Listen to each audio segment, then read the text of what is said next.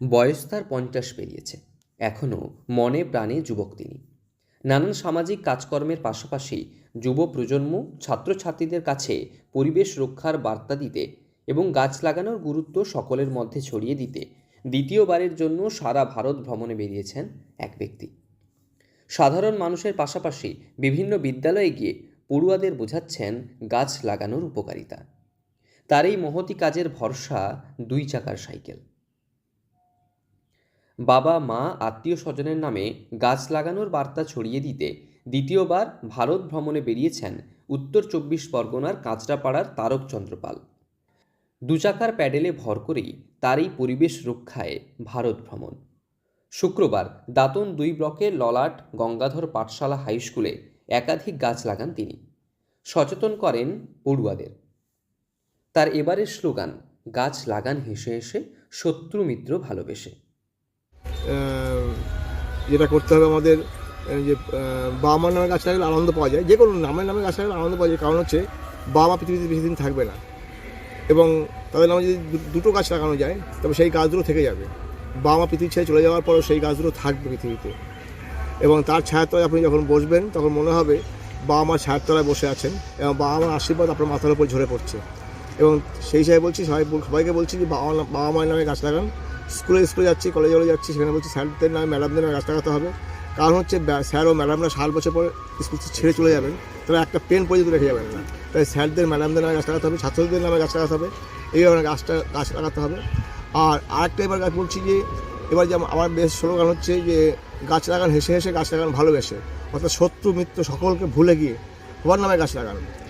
গত বছরের 10ই ডিসেম্বর ভারতের উত্তর পূর্ব রাজ্য সহ আসাম, বিহার, উত্তরপ্রদেশ, ঝাড়খণ্ড, ওড়িশা রাজ্যে সাইকেলে ভ্রমণে বেরিয়েছেন। ইতিমধ্যেই বেশিরভাগ রাজ্য ঘোরা হয়েছে তার। অকৃতদার 52 বছর বয়সী তারকচন্দ্রের মূল উদ্দেশ্য পরিবেশ রক্ষা। সেই নেশাতেই তার সাইকেলের প্যাডেলে পা। শুধু ঘোরা নয়, লক্ষ্য পড়ুয়াদের মধ্যে পরিবেশ রক্ষার চিন্তা প্রথিত করা। বিভিন্ন বিদ্যালয়ে পৌঁছে যাচ্ছেন তিনি। সেখানে পড়ুয়াদের সামনে পরিবেশ রক্ষা বিষয়ক আলোচনার পাশাপাশি তাদের নিয়ে বিদ্যালয় চত্বরে গাছ লাগানোর কর্মসূচি সারছেন। ছাত্রজীবন থেকে নিজেকে সঁপেছিলেন সামাজিক কর্মে। পরিবেশের বিপন্নতা রুখতে মানুষের মধ্যে সচেতনতার প্রচারে তিনি।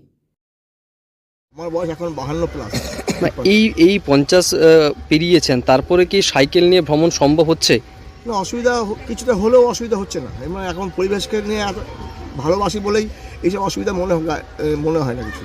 আচ্ছা, আপনি যে এই 11 মাস 12 মাস পরিবার ছেড়ে থাকছেন, কোথাও সমস্যা হচ্ছে না, নাকি কিসে আনন্দ পাচ্ছেন?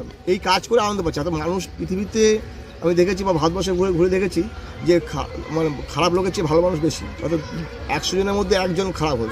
সবাইকে খারাপ বলতে পারি না, ভালো মানুষ, এবং সবাই সহযোগিতা পাচ্ছে, সবাই এগিয়ে আসছে এবং সবাই উৎসাহিত করছে আরও বেশি কাজ করতে পারি। এভাবে কাজ করছি, এবং ইতিমধ্যে আমি বলে রাখি প্রায় 1 লাখের উপর গাছ লাগানো হয়ে গেছে আমার নিজস্বভাবে। কোথাও নদী বুঝিয়ে গড়ে উঠছে সভ্যতা, কোথাও আবার শহর ভরেছে প্লাস্টিকে। বিপন্ন প্রকৃতিকে বাঁচাতে তার এই বয়সে একটু কষ্ট হলেও পরিবেশ বাঁচানোর বার্তা আরও ছড়িয়ে দিতে ঘরে থাকতে পারেননি তিনি। গত 2017-18 সালে প্রথম ভারত ভ্রমণে বেরিয়েছিলেন তারক। এটা দ্বিতীয়। প্রচারের কাজ শেষ করে ফের বাড়ি ফিরবেন, তবে কবে ফিরবেন তার তা জানা নেই। এ পর্যন্ত প্রায় 1 লক্ষ গাছ লাগিয়ে ফেলেছেন তিনি, এমনই দাবি তার। বাবা মা আত্মীয় পরিজনদের নামে গাছ লাগানোর আহ্বান জানিয়েছেন তিনি। এতে যেমন গাছ যত্ন পাবে, তেমনি প্রিয়জনদের কথা মনে থাকবে গাছের মধ্য দিয়ে। এভাবেই বাঁচবে প্রকৃতি। শত্রু কিংবা মিত্র যেই হোক না কেন, সবার নামে গাছ লাগানোর বার্তা দিয়েছেন তিনি। এদিন বিদ্যালয় চত্বরে পাম, জাম, আমলকি গাছ লাগানো হয়েছে। তারকবাবুর এই ভাবনাকে কুর্নিশ জানিয়েছেন বিদ্যালয় কর্তৃপক্ষ। তো আজকের দিনে ছাত্রছাত্রীদের সামনে বিদ্যালয়ে পরিবেশ ভালো রাখার জন্য তিনি গাছ লাগিয়ে এই গাছকে যাতে তারা পরিচর্যা করে বড় করে তোলে, তাহলে বিদ্যালয়ে যেরকম পরিবেশ ভালো হবে বিদ্যালয়ের, তেমনি পাশাপাশি এলাকার পরিবেশও ভালো হবে, এবং তারাও সচেতন হয়ে যাতে বাড়িতেও গাছ লাগিয়ে গাছ তারা পরিচর্যা করে বড় করে তার উদ্দেশ্যে তিনি ছাত্রছাত্রীদের বার্তা দিলেন এবং আমাদের তবে এই বয়সে এসে মানুষের মধ্যে সচেতনতা বাড়াতে বেরিয়ে পড়েছেন তিনি। ভরসা সামান্য জামা কাপড় আর 2 চাকার সাইকেল। ভারতের পতাকা নিয়ে সারা ভারত ভ্রমণের মধ্য দিয়ে তার এই পরিবেশ বাঁচানোর সংকল্পকে সাধুবাদ জানিয়েছেন সমাজের সর্বস্তরের মানুষ। পশ্চিম মেদিনীপুর থেকে রঞ্জন চন্দের রিপোর্ট, লোকাল 18 বাংলা।